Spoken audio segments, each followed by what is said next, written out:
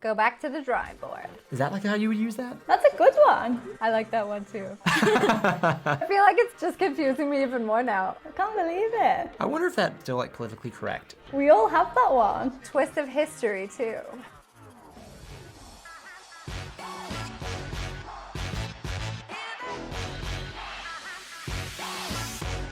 Hello everybody and welcome back to my channel. If you haven't been here before, my name is Jenna. I am an international who has been living here in Germany since 2014.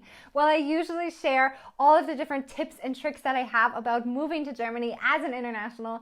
Today I wanted to do something really special, and that is because if you don't know, you probably don't know, I have a thing for learning about German idioms. And then I thought, you know what? So many of you come from Germany and so many of you are German speakers.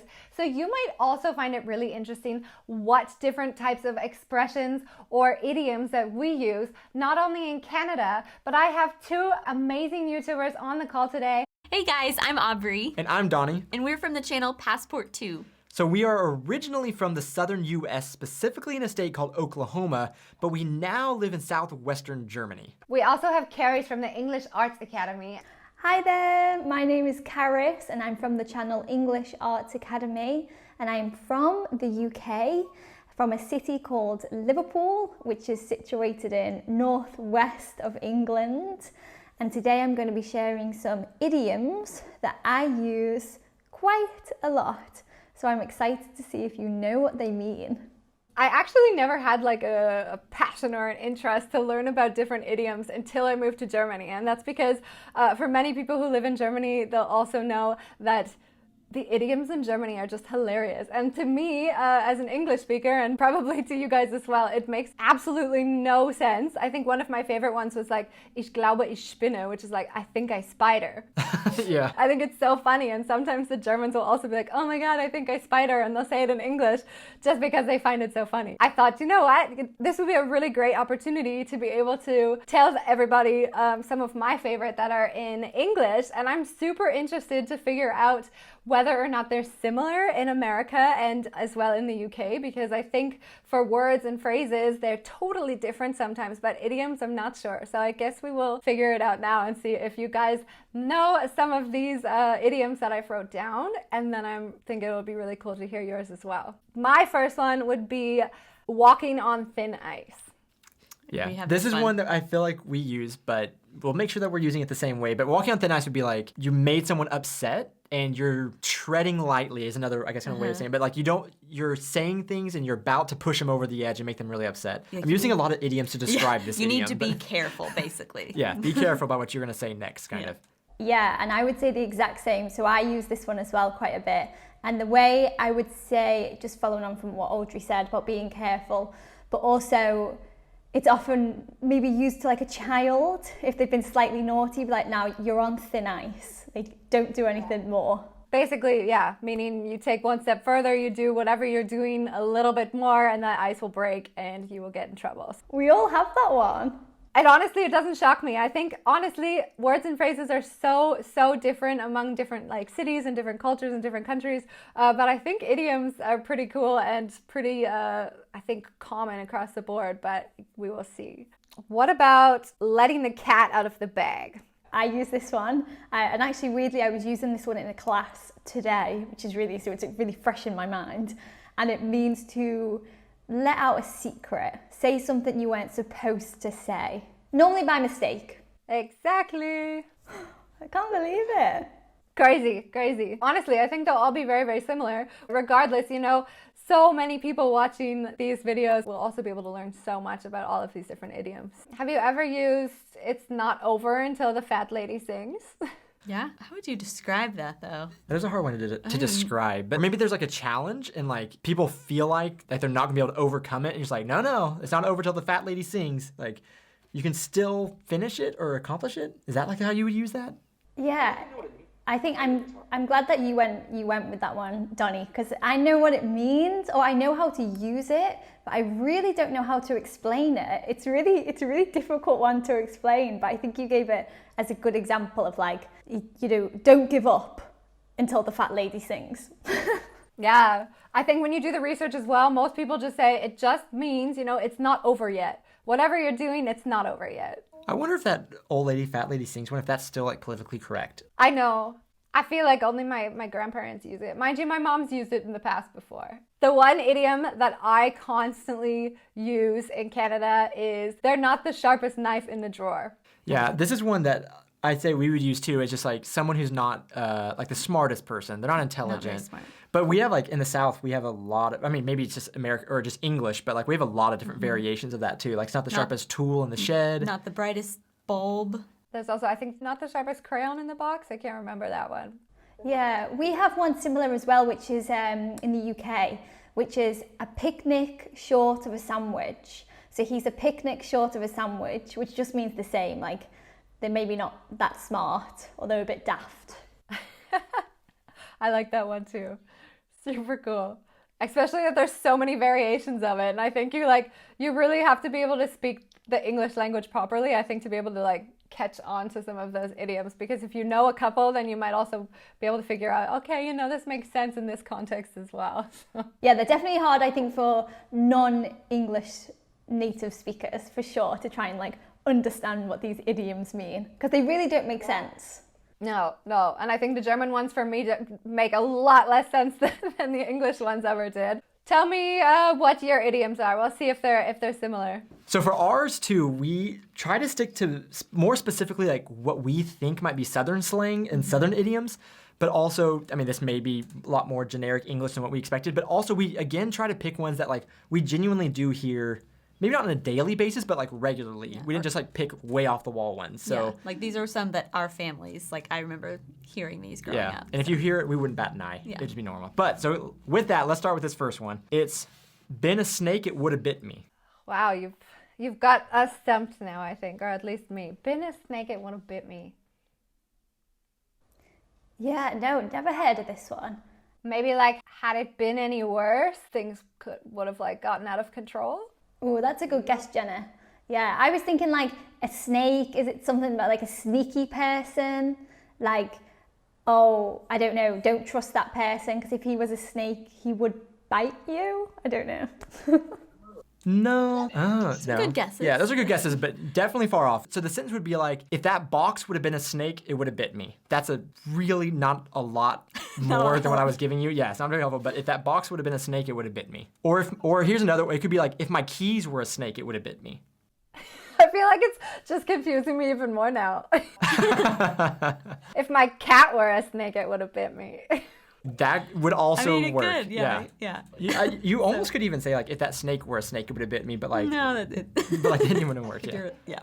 So this one, I remember like my mom using this a lot. If she was telling us to find something in the pantry, or she asked me to go get that box of cereal, but I couldn't find it in the pantry, and then she points it out really obviously, and I was like, oh, if that would have been a snake, it would have bit me. So it's like you're looking for something, but you overlook it, and then you see it. And then it's like, oh, good thing that wasn't a snake. Yeah. It was right there. It was very obvious. It was obviously just right there. Yeah. I had absolutely no idea. I feel like we have to have another idiom for that in Canada. I just can't put my finger on it right now. Oh, look, there's another one.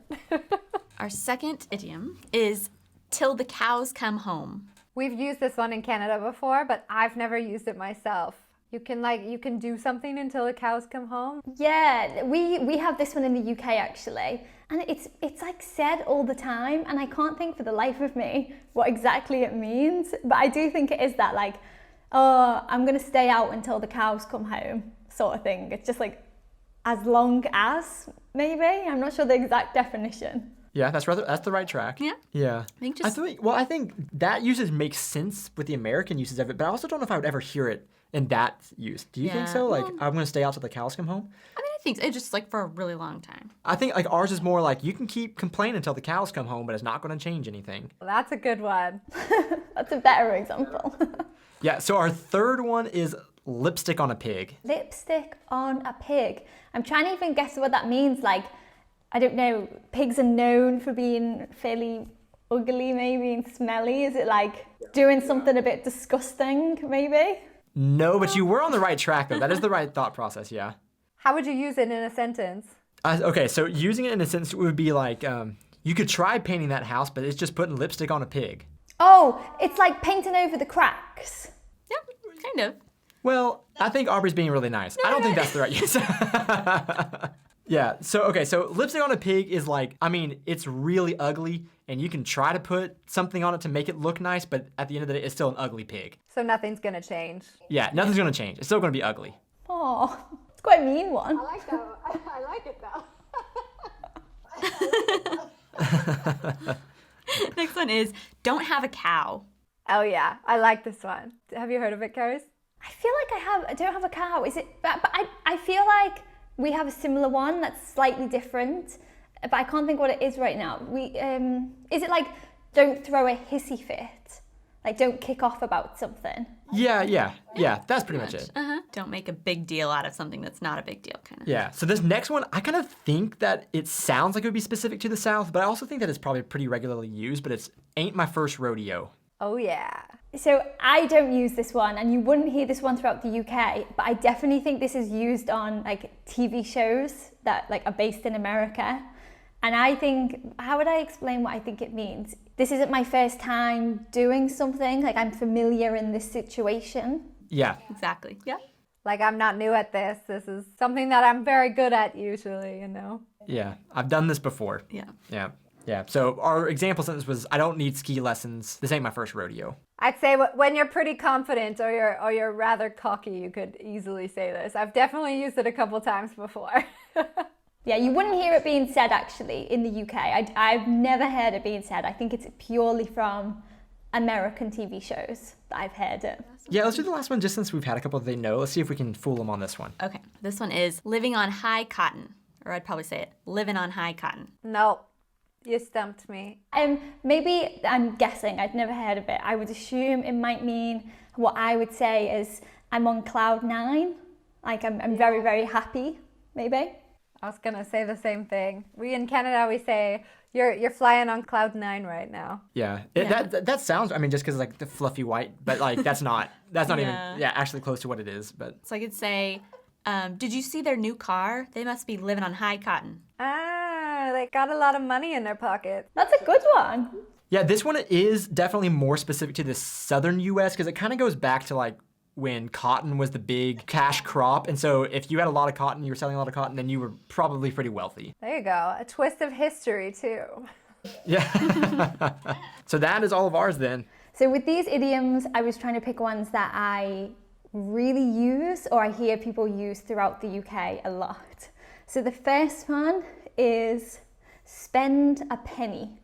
Spend a penny. I mean, well, we have like a pretty penny in the US. You'd say like a pretty penny, which is something that's like using a lot of money. It costs a lot. It costs a lot of money. So spend a penny would maybe be similar to that. The only thing I know is like give a penny, take a penny when you go into like the convenience stores or something in Canada. They've got like a little jar. I don't know. I don't even know. I don't think that would relate at all. But I would also say we use a pretty penny as well in Canada. So that someone has spent quite a bit of money on something.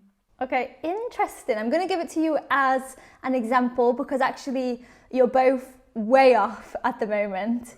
So as an example, if I said, oh, I'll be back in a minute, I'm just off to spend a penny.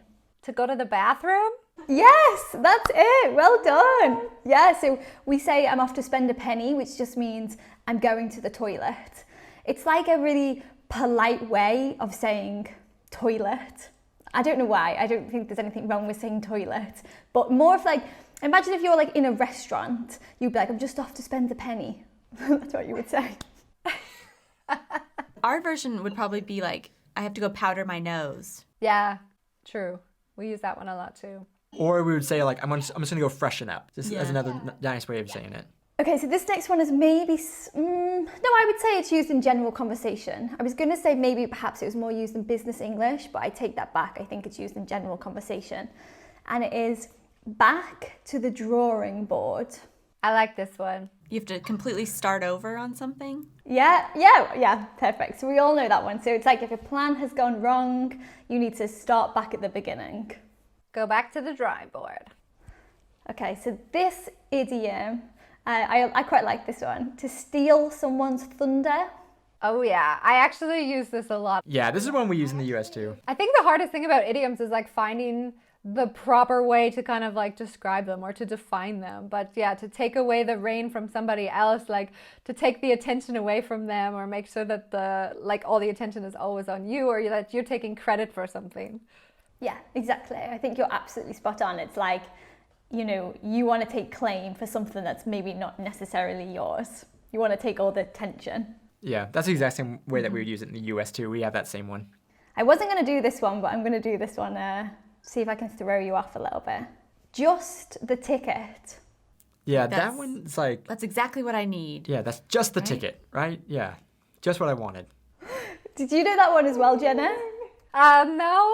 I think like in Canada, we always say like that's the golden ticket, which would also be similar, you know, like that's exactly what I need. That's exactly how I'm going to get there or achieve something. Yeah. I think I need to do more research on this because I feel like a lot of these might actually come from the UK to begin with, and maybe there's a lot more history to it than we know, because it's so interesting that words can be so different, our phrases can be so different, but these expressions or idioms are quite similar. Yeah, I think it's almost like phrases and words perhaps have like changed their meaning over time, because a lot of it's now like slang and it's been developed, but idioms are so old, like they're so like tradition. Yeah, like the ones that like my grandma has used, and then my mum has used, and then I use, so they've never really changed their meaning, which I think is quite interesting. I think it's kind of interesting so far. We actually had quite a few that were able to stump you, and I want to know, what is it about the Southern people that seems like we rejected the old ones and just created our own, just so nobody else can know what we're talking about? Maybe it's time for the Canadians and the people from the UK to create some new slangy ones. I know. Awesome. Yeah.